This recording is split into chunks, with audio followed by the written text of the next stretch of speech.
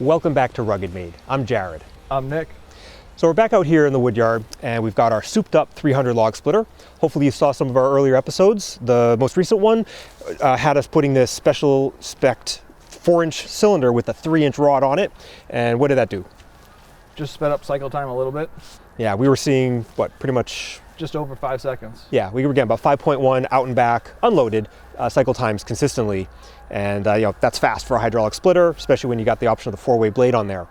So that was with the Raven 420, and that's your standard clone of the Honda GX series. That's our standard engine. They're great engines, but all of our splitters are available with a Honda. I mean, some people, it just has to be a Honda, right?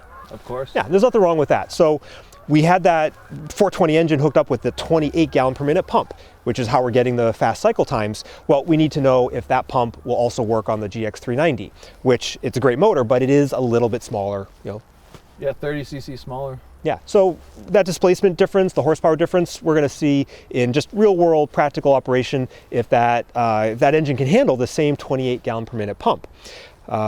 So Nick's got some gadgetry on here so we can also be a little bit scientific about this. What have we got? We threw an RPM gauge on the spark plug wire to keep track of bog, in case it bogs on either cycle. Yep, so these engines are pretty much set to run at 3,600 RPM at full power. The pumps are designed to put out their proper flow rate at 3,600 RPM. So we're just going to see if it loads up the engine too much, because keep in mind, these pumps are normally put on larger 16, 20 plus horsepower V-twin engines. But we had great luck with that Raven, so let's see how the GX390 handles it.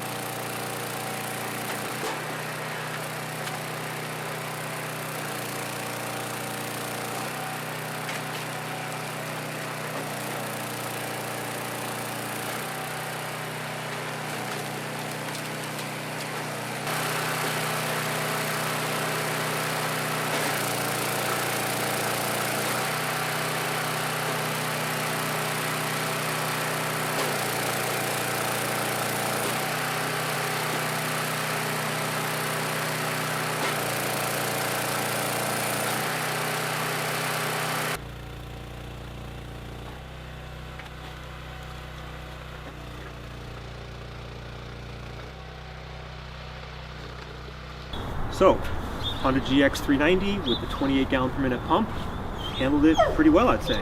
Yeah, it did very well.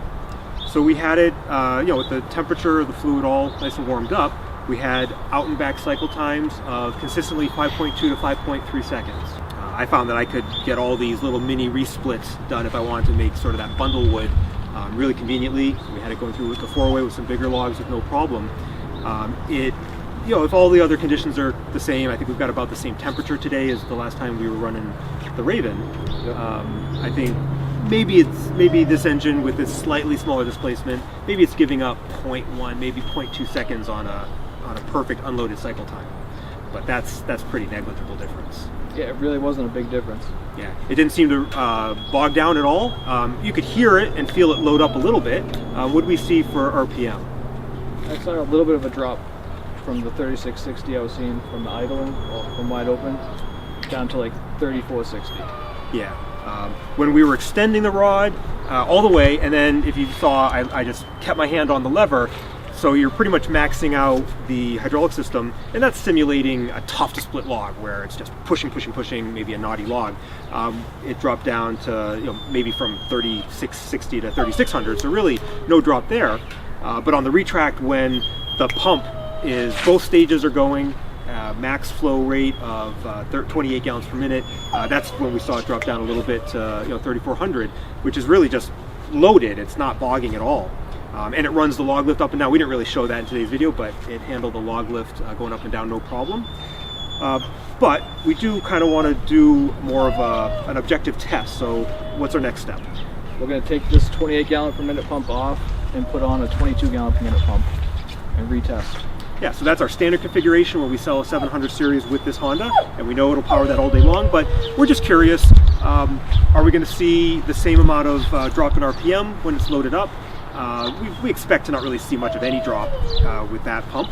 And with that slightly smaller flow rate, we're kind of curious if we'll see a measurable increase in cycle time. All right, so let's go get that pump swapped out. So we're back out in the splitting yard with the 22 gallon per minute pump installed. We're ready to see what it does on this Honda 390.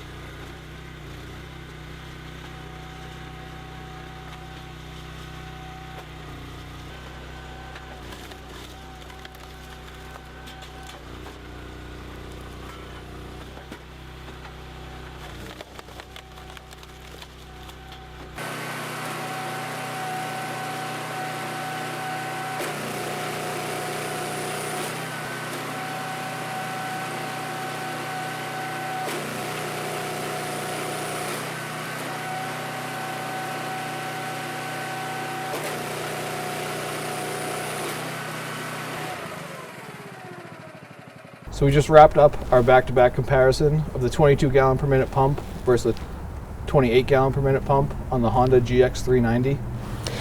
So we ran out of gas just as we were wrapping up, but we got everything that we wanted to get out of this test today. In terms of cycle time, we got what we calculated, what we estimated we would get, which is when we went from the 28 to the 22, it slowed down by over half a second.